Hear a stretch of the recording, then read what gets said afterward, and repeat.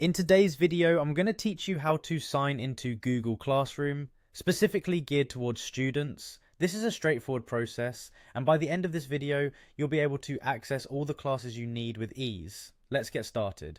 First, you'll want to open a web browser. If you're not sure which one to use, Google Chrome is a great choice because it tends to work seamlessly with Google services. Once your browser is open, navigate to the address bar at the top of your screen. Here you'll type in classroom.google.com and hit enter. This will take you directly to the Google Classroom homepage. Now, on the Google Classroom homepage, you'll see a button that says Go to Classroom. Click on that and it will lead you to the sign-in page.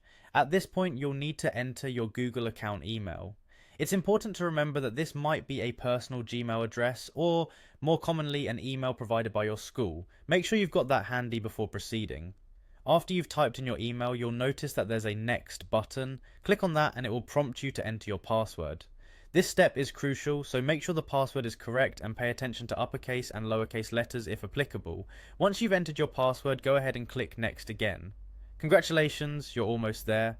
Once you've successfully logged in, you should now see a user-friendly dashboard filled with either classes you're currently enrolled in or an option to join a class.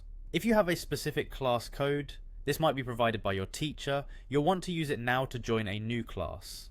A useful tip is to bookmark this page for easy access in the future. All you need to do is click on the star icon in the address bar and your browser will save the page. This means you can sign into Google Classroom quickly next time without having to type in the address repeatedly. And there you have it, you are now signed into Google Classroom and ready to begin your educational journey online.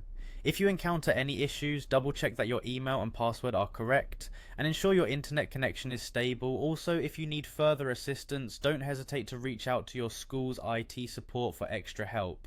Thank you for watching and I hope this guide made the sign-in process a breeze for you. Stay tuned for more tips and tricks on navigating your educational tools.